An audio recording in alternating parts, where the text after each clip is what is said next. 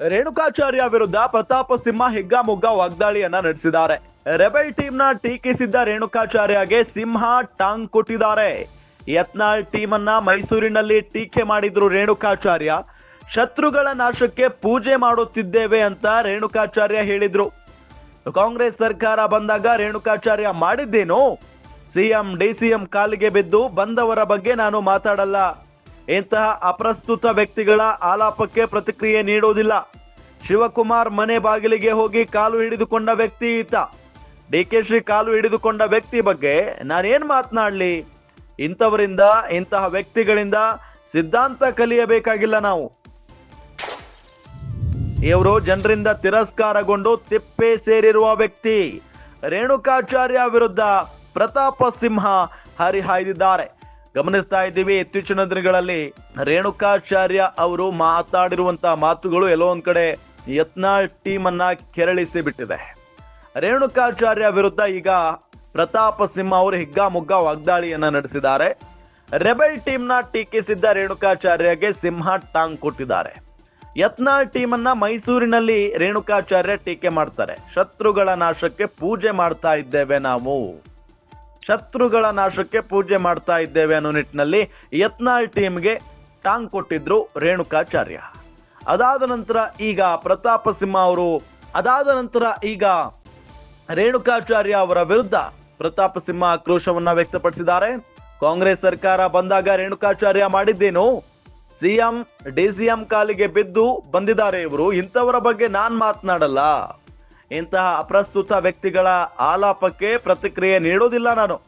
ಶಿವಕುಮಾರ್ ಮನೆ ಬಾಗಿಲಿಗೆ ಹೋಗಿ ಕಾಲು ಹಿಡಿದುಕೊಂಡು ಬಂದಂತ ವ್ಯಕ್ತಿ ಈತ.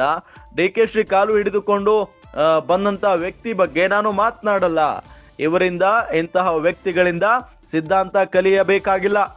ಇವರು ಜನರಿಂದ ತಿರಸ್ಕಾರಗೊಂಡು ತೆಪ್ಪೆ ಸೇರಿರುವ ವ್ಯಕ್ತಿ. ರೇಣುಕಾಚಾರ್ಯ ವಿರುದ್ಧ ಪ್ರತಾಪ ಸಿಂಹ ಹರಿಹಾಯ್ದಿದ್ದಾರೆ. ಎಲ್ಲೋ ಒಂದ್ ಕಡೆ ಯತ್ನಾಳ್ ಅವರ ವಿರುದ್ಧ ಯಾವ ರೀತಿಯಾಗಿ ಮಾತನಾಡಿದ್ರು ರೇಣುಕಾಚಾರ್ಯ ಅನ್ನೋದನ್ನ ನೀವೆಲ್ಲ ಗಮನಿಸಿದ್ದೀರಿ. ಅದರಲ್ಲೂ ಯತ್ನಾಳ್ ಅವರು ಕೂಡ ಸರಿಯಾಗಿನೇ ಟಾಂಗ್ ಕೊಟ್ಟಿದ್ದಾರೆ ಇಲ್ಲಿ ರೇಣುಕಾಚಾರ್ಯ ಅವರಿಗೆ. ಇದೆಲ್ಲದರ ನಡುವೆ ಈಗ ಯತ್ನಾಳ್ ಟೀಮ್ನ ಗುರಿಯಾಗಿಸಿಕೊಂಡು ಮಾತನಾಡಿದಂತ ರೇಣುಕಾಚಾರ್ಯಗೆ ಪ್ರತಾಪ ಸಿಂಹ, ಮಾಜಿ ಸಂಸದ ಪ್ರತಾಪ ಸಿಂಹ ಕೂಡ ಟಾಂಗ್ ಕೊಟ್ಟಿದ್ದಾರೆ. ಸರ್ಕಾರ ಬಂದಂತಹ ಸಂದರ್ಭದಲ್ಲಿ ರೇಣುಕಾಚಾರ್ಯ ಮಾಡಿದ ಎಲ್ಲರಿಗೂ ಗೊತ್ತಿದೆ ಮತ್ತು ಜಗಜ್ಜಾಹೀರಾಗಿರುವಂತಹ ವಿಚಾರ. ಕಾಂಗ್ರೆಸ್ ಸರ್ಕಾರ ಬಂದ ತಕ್ಷಣ ಹೋಗ್ತಾರೆ, ಮುಖ್ಯಮಂತ್ರಿಗಳ ಬಳಿ ಹೋಗ್ತಾರೆ, ಡಿಸಿಎಂ ಬಳಿ ಹೋಗ್ತಾರೆ, ಕಾಲಿಗೆ ಬಿದ್ದು ಬರ್ತಾರೆ ಇವರೆಲ್ಲ. ಇಂಥವ್ರ ಬಗ್ಗೆ ನಾನೇನ್ ಮಾತನಾಡ್ಲಿ ಅಂತ ಹೇಳಿ ಆಕ್ರೋಶವನ್ನ ವ್ಯಕ್ತಪಡಿಸಿದ್ದಾರೆ. ನಾನು ಈ ಅಪ್ರಸ್ತುತ ವ್ಯಕ್ತಿಗಳ ವ್ಯರ್ಥ ಆಲಾಪನೆಗೆ ನಾವು ಉತ್ತರ ಕೊಡಕ್ಕಾಗಲ್ಲ. ನಾನು ಇಂಥವರಿಗೆಲ್ಲ ಉತ್ತರನೂ ಕೊಡೋದೂ ಇಲ್ಲ. ಯಾಕಂತಂದ್ರೆ ಈ ಕಾಂಗ್ರೆಸ್ ಸರ್ಕಾರ 2023ರಲ್ಲಿ ಬಂದ ಕೂಡಲೇ ಹೂಗುಚ್ಚ ಹಿಡ್ಕೊಂಡು ಸಿದ್ದರಾಮಯ್ಯನವ್ರ ಮನೆ ಬಾಗಿಲಿಗೆ ಓಡೋಗಿದಂತಹ ಉಪಮುಖ್ಯಮಂತ್ರಿ ಡಿಕೆ ಶಿವಕುಮಾರ್ ಅವ್ರ ಮನೆ ಬಾಗಿಲಿಗೆ ಹೋಗಿ ಕಾಲಿಡ್ಕೊಂಡಂತ ವ್ಯಕ್ತಿಗಳಿಂದ ನಾವು ಪಕ್ಷನಿಷ್ಠೆ, ಸಿದ್ಧಾಂತ ಬದ್ಧತೆಯನ್ನ ನಾವು ಕಲಿಬೇಕಾದ್ದಿಲ್ಲ. ಹಾಗಾಗಿ ಈ ಅಪ್ರಸ್ತುತ ಜನರಿಂದ ತಿರಸ್ಕೃತವಾಗಿ ತಿಪ್ಪೆ ಸೇರಿರುವಂತಹ ವ್ಯಕ್ತಿಗಳ ಬಗ್ಗೆ ನಮಗೆ ಪ್ರಶ್ನೆನೂ ನೀವು ದಯವಿಟ್ಟು ಕೇಳಕ್ ಹೋಗ್ಬೇಡಿ, ಆಯ್ತಾ?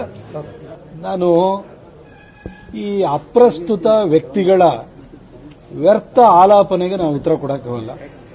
ನಾನು ಇಂಥವರಿಗೆಲ್ಲ ಉತ್ತರನೂ ಕೊಡೋದೂ ಇಲ್ಲ. ಯಾಕಂತಂದ್ರೆ ಈ ಕಾಂಗ್ರೆಸ್ ಸರ್ಕಾರ 2023ರಲ್ಲಿ ಬಂದ ಕೂಡಲೇ ಹೂಗುಚ್ಚ ಹಿಡ್ಕೊಂಡು ಸಿದ್ದರಾಮಯ್ಯನವ್ರ ಮನೆ ಬಾಗಿಲಿಗೆ ಓಡೋಗಿದಂತಹ ಉಪಮುಖ್ಯಮಂತ್ರಿ ಡಿಕೆ ಶಿವಕುಮಾರ್ ಅವ್ರ ಮನೆ ಬಾಗಿಲಿಗೆ ಹೋಗಿ ಕಾಲಿಡ್ಕೊಂಡಂತ ವ್ಯಕ್ತಿಗಳಿಂದ ನಾವು ಪಕ್ಷನಿಷ್ಠೆ, ಸಿದ್ಧಾಂತ ಬದ್ಧತೆಯನ್ನ ನಾವು ಕಲಿಬೇಕಾದ್ದಿಲ್ಲ.